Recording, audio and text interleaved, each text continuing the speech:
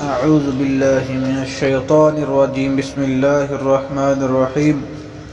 فضائل اعمال کی تعلیم حکایت صحابہ سے، باب نمبر 100، قصہ نمبر 27۔ حضرت عمر فاروق رضی اللہ تعالی عنہ کا بیت المال سے وظیفہ۔ حضرت عمر رضی اللہ تعالی عنہ بھی تجارت کیا کرتے تھے۔ جب خلیفہ بنائے گئے تو بیت المال سے وظیفہ مقرر ہوا۔ مدینہ طیبہ میں لوگوں کو جمع فرما کر ارشاد فرمایا کہ میں تجارت کیا کرتا تھا، اب تم لوگوں نے اس میں مشغول کر دیا، اس لیے اب گزارا کی کیا صورت ہو؟ لوگوں نے مختلف مقداریں تجویز کی۔ حضرت علی کرم اللہ وجہ چپ بیٹھے تھے۔ حضرت عمر رضی اللہ تعالی عنہ نے دریافت فرمایا کہ تمہارا کیا رائے ہے؟ آپ نے فرمایا کہ توسط کے ساتھ جو تمہیں اور تمہارے گھر والوں کو کافی ہو جائے۔ حضرت عمر رضی اللہ تعالی عنہ نے اس رائے کو پسند فرمایا اور قبول کر لیا، اور متوسط مقدار تجویز ہو گئی۔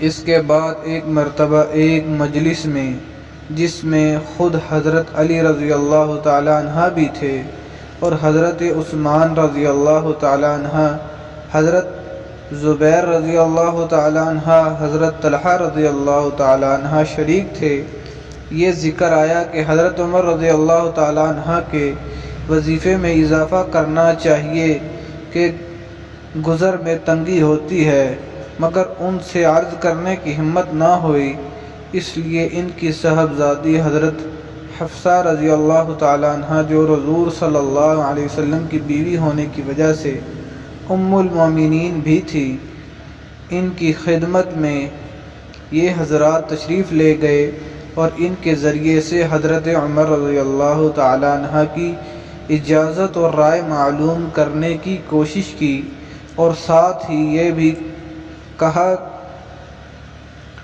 کہ ہم لوگوں کے نام معلوم نہ ہوں۔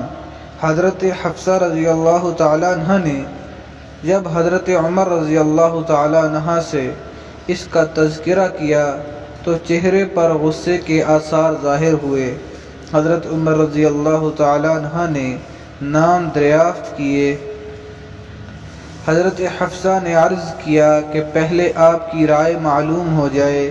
حضرت عمر رضی اللہ تعالی عنہ نے فرمایا کہ مجھے ان کے نام معلوم ہو جاتے تو ان کے چہرے بدل دیتی۔ اللہ اکبر، یعنی ایسی سزائیں دیتا کہ منہ پر نشان پڑ جاتے۔ تو ہی بتا نام کہ حضور کا عہدے سے عہدہ، عمدہ سے عمدہ لباس تیرے گھر میں کیا تھا؟ انہوں نے عرض کیا کہ 2 کپڑے گیروں رنگ کے، جن کو حضور صلی اللہ علیہ وسلم جمعہ کے دن یا کسی وفد کی وجہ سے پہنتے تھے۔ پھر فرمایا کہ کون سا کھانا تیرے یہاں عمدہ سے عمدہ کھایا؟ عرض کیا کہ ہمارا کھانا جو کی روٹی تھی، ہم نے گرم گرم روٹیاں پر گھی کے ڈبے کی تلچھٹ الٹ کر اس کو ایک مرتبہ چپڑ دیا تو حضور صلی اللہ علیہ وسلم خود بھی اس کو مزے لے لے کر نوش فرما رہے تھے اور دوسروں کو بھی کھلاتے تھے۔ فرمایا کہ نہ بستر عمدہ تھا، نہ جو تیرے یہاں بچھاتی تھی۔ عرض کیا کہ ایک موٹا سا کپڑا تھا، مگر گرمی میں اس کو چوہرا کر کے بچھا دیتے تھے، اور سردی میں آدھے کو بچھا لیتے اور آدھے کو اوڑھ لیتے۔ فرمایا حضرت حفصہ رضی اللہ تعالی عنہ ان لوگوں تک یہ بات پہنچا دے کہ حضور صلی اللہ علیہ وسلم نے اپنے طرز عمل سے ایک اندازہ مقرر فرما دیا اور امید آخرت پر کفایت فرمائی۔ میں بھی حضور صلی اللہ علیہ وسلم کا اتباع کروں گا۔ میری مثال اور میرے 2 ساتھی حضرت حضور صلی اللہ علیہ وسلم اور حضرت ابو بکر صدیق رضی اللہ تعالی عنہ کی مثال ان تین شخصوں کی سی ہے جو ایک راستے پر چلے۔ پہلے شخص ایک توشہ لے کر چلا تو مقصد کو پہنچ گیا، دوسرے نے بھی پہلے کا اتباع کیا اور اس کے لیے طریقے پر چلا، وہ بھی پہلے کے پاس پہنچ گیا۔ پھر تیسرے شخص نے چلنا شروع کیا، اگر وہ ان دونوں کے طریقے پر چلے گا تو ان کے ساتھ مل جائے گا، اور اگر ان کے طریقے کے خلاف چلے گا تو کبھی بھی ان کے ساتھ نہیں مل سکے گا۔ فائدہ: یہ اس شخص کا حال ہے جس سے دنیا کے بادشاہ ڈرتے تھے، کانپتے تھے کہ کس زاہدانہ زندگی کے ساتھ عمر گزار دی۔ ایک مرتبہ حضرت آپ رضی اللہ تعالی عنہ خطبہ پڑھ رہے تھے اور آپ کی لنگی میں پیبند تھے جن میں سے ایک چمڑے کا بھی تھا۔ ایک مرتبہ جمعے کی نماز کے لیے تشریف لانے میں دیر ہوئی تو تشریف لا کر معذرت فرمائی کہ مجھے اپنے کپڑے دھونے میں دیر ہوئی اور ان کپڑوں کے علاوہ وہ اور تھے نہیں۔ ایک مرتبہ حضرت عمر رضی اللہ تعالی عنہ کھانا نوش فرما رہے تھے، غلام نے آ کر عرض کیا کہ عتبہ بن ابی فرقہ رضی اللہ تعالی عنہ حاضر ہوئے ہیں۔ آپ نے اندر آنے کی اجازت فرمائی اور کھانے کی تواضع فرمائی۔ وہ شریک ہو گئے تو ایسا موٹا کھانا تھا کہ نگلا نہ گیا۔ انہوں نے عرض کیا کہ چھنے ہوئے آٹے کا کھانا بھی تو ہو سکتا تھا۔ آپ رضی اللہ تعالی عنہ نے فرمایا، کیا سب مسلمان میدا کھا سکتے ہیں؟